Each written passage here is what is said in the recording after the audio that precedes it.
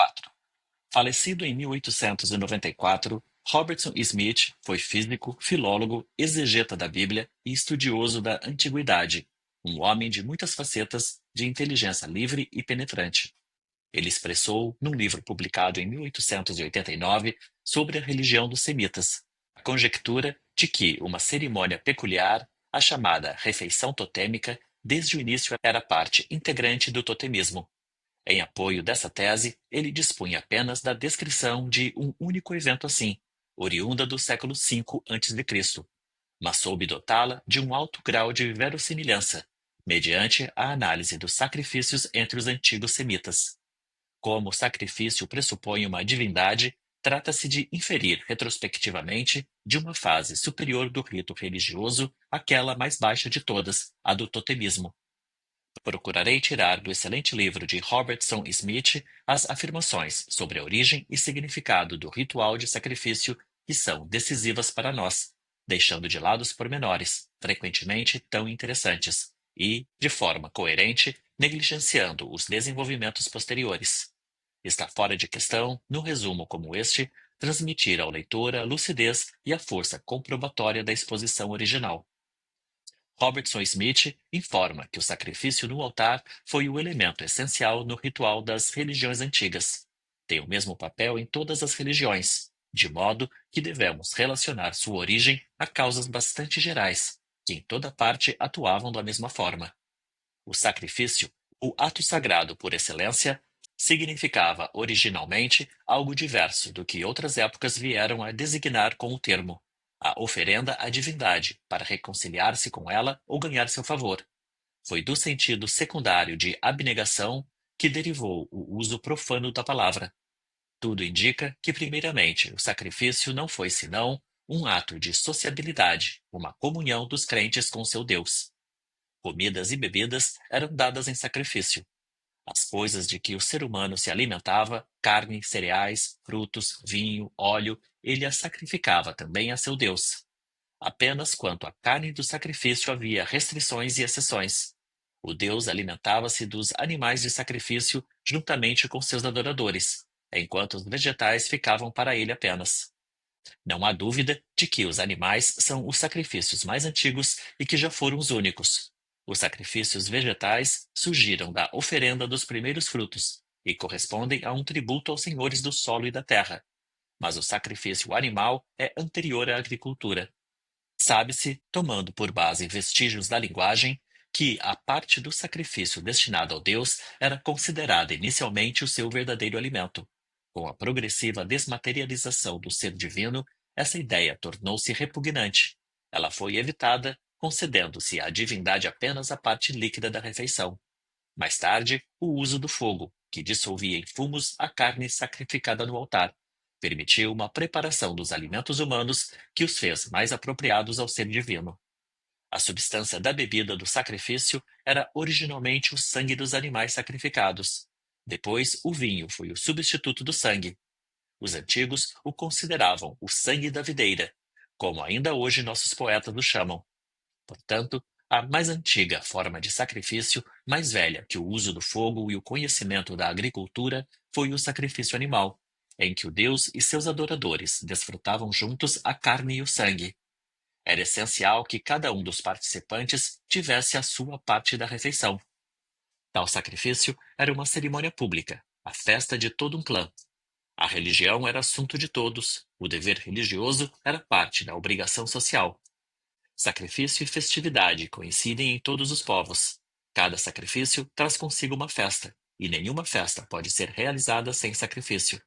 A festa do sacrifício era uma oportunidade de elevar-se alegremente acima dos próprios interesses, de enfatizar os laços mútuos e com a divindade. A força ética da refeição sacrificial pública baseava-se em antiquíssimas concepções sobre o significado de comer e beber em companhia de outrem. Comer e beber com alguém era, ao mesmo tempo, um símbolo e um robustecimento do vínculo social e da adoção de obrigações recíprocas. A refeição sacrificial exprimia diretamente o fato de que o Deus e os adoradores são comensais, mas isso envolvia todas as suas outras relações. Costumes ainda em vigor entre os árabes do deserto mostram que aquilo que une não é o fator religioso, mas o próprio ato de comer. Quem divide o mesmo pequeno bocado com um beduíno ou bebe apenas um gole do seu leite não precisa mais temê-lo como inimigo, podendo estar certo de sua proteção e sua ajuda, mas não eternamente. A rigor, apenas enquanto a matéria ingerida conjuntamente permanece em seu corpo. Desse modo realista, o laço da união é compreendido. Ele necessita de repetição para ser forte e duradouro. Mas por que se atribui tal força vinculadora ao ato de comer e beber juntamente com outros? Nas sociedades mais primitivas, há apenas um vínculo que une incondicionalmente e sem exceção: o da comunidade do clã. Os membros dessa comunidade respondem solidariamente uns pelos outros. Um clã é um grupo de pessoas cujas vidas se acham tão ligadas que podem ser vistas como partes de uma vida conjunta. Havendo o homicídio de alguém do clã, não se diz o sangue desse ou daquele foi derramado, e sim o nosso sangue foi derramado. Em hebraico, a expressão com que se reconhece o parentesco de clã é: Tu és meu osso e minha carne. Comunidade do clã significa, portanto, participar da substância comum. Então é natural que ela não se baseie apenas no fato de que a pessoa é parte da substância de sua mãe, da qual nasceu, e com cujo leite foi alimentada, mas de que também a alimentação que a pessoa ingere mais tarde e com a qual renova seu corpo pode obter e reforçar a comunidade do clã. Se um homem partilhava a refeição com seu Deus, isso expressava a convicção de que eram da mesma matéria, e aquele visto como estrangeiro não era convidado a partilhar uma refeição. Portanto, originalmente a refeição sacrificial era um banquete de parentes do mesmo clã, conforme a lei de que apenas parentes do mesmo clã comiam juntos. Em nossa sociedade, a refeição une os membros da família, mas a refeição sacrificial nada tem a ver com a família. A comunidade do clã é mais velha do que a vida familiar. As famílias mais antigas de que temos conhecimento compreendem pessoas de diferentes associações de parentesco. Os homens desposam mulheres de outros clãs. As crianças herdam o clã da mãe. Não há parentesco de clã entre o homem e demais membros da família. Numa família dessas, não há refeição comum.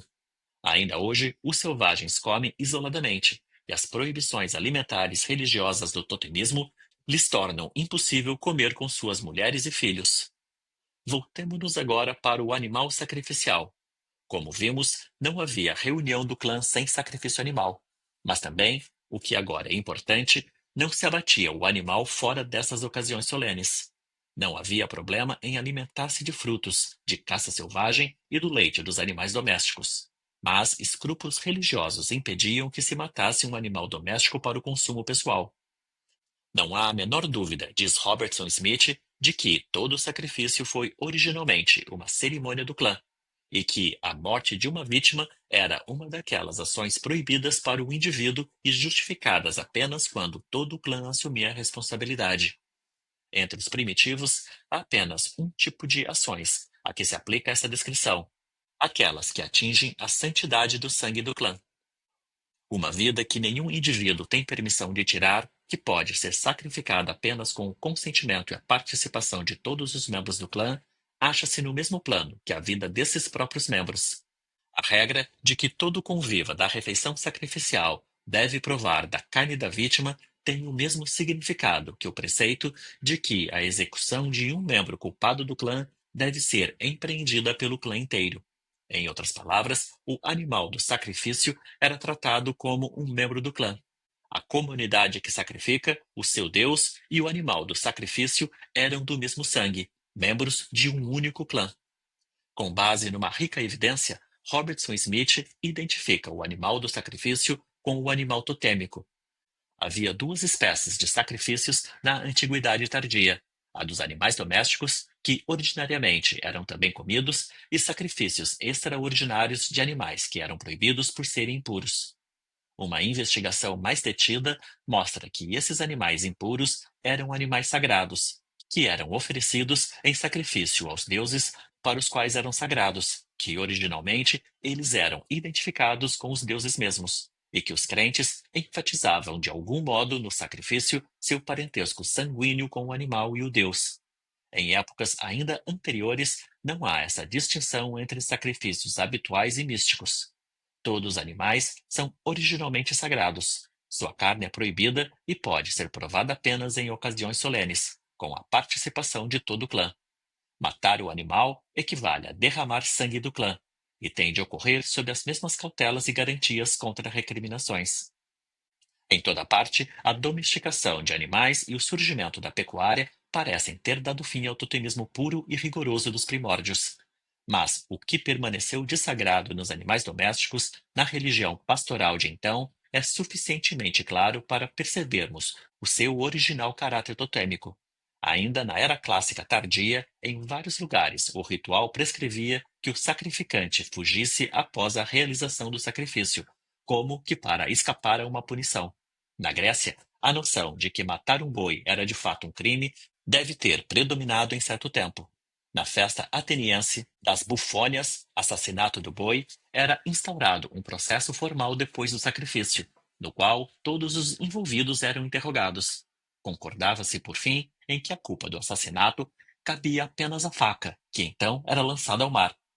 Apesar do temor que protege a vida do animal sagrado como membro do clã, de vez em quando se torna uma necessidade matar um animal daquele numa solene comunhão e dividir sua carne e seu sangue entre os que fazem parte do clã.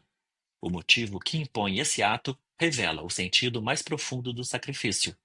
Vimos que, em épocas posteriores, toda refeição em comum, a participação na mesma substância que entra no corpo, produz um vínculo sagrado entre os comensais. Em épocas mais antigas, esse significado parece caber apenas à participação na substância de uma vítima sagrada. O mistério sagrado da morte sacrificial se justifica pela consideração de que apenas dessa maneira pode ser criado o vínculo sagrado que une os participantes entre si e com seu Deus. Esse vínculo não é outra coisa senão a vida do animal sacrificial, que habita em sua carne e seu sangue e que é transmitida a todos os participantes através da refeição sacrificial. Uma tal noção se acha na base de todos os pactos de sangue com que, ainda em épocas recentes, os homens se empenharam uns com os outros. A concepção inteiramente realista da comunidade de sangue como identidade de substância permite compreender a necessidade de renová-la periodicamente pelo processo físico da refeição sacrificial. Interrompemos aqui a comunicação da linha de argumentos de Robertson Smith para resumir seu âmago nos termos mais sucintos. Quando surgiu a ideia de propriedade privada, o sacrifício foi entendido como um presente à divindade, como transferência de propriedade do homem para o Deus.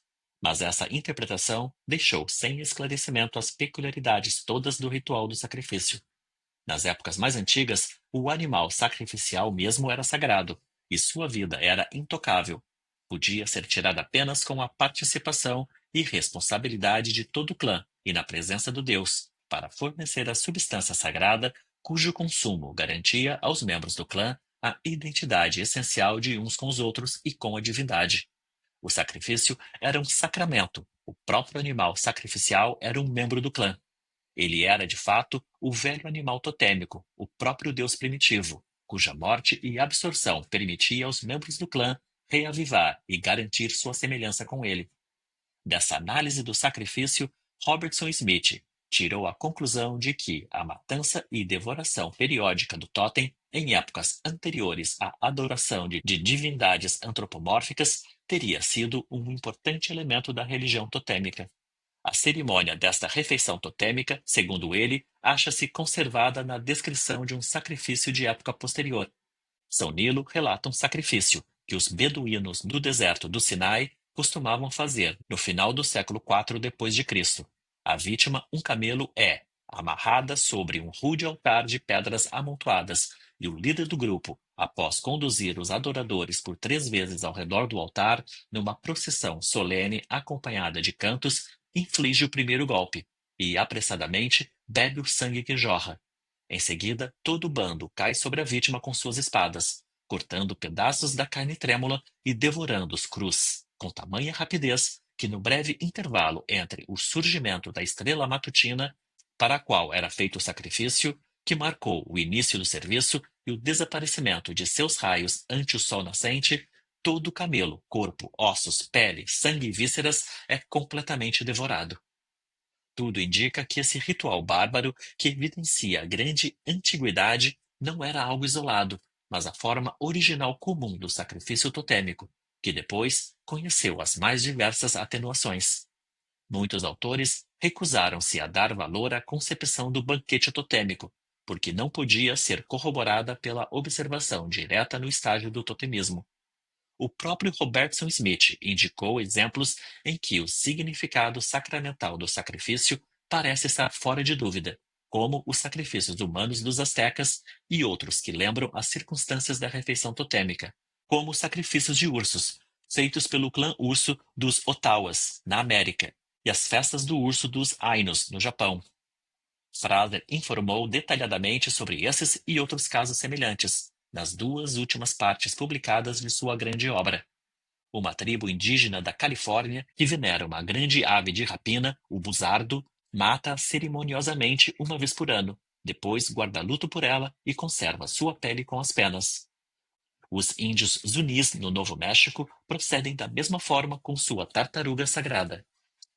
Nas cerimônias Inti-Chuma das tribos da Austrália Central, observou-se uma peculiaridade que concorda muito bem com as pressuposições de Robertson Smith.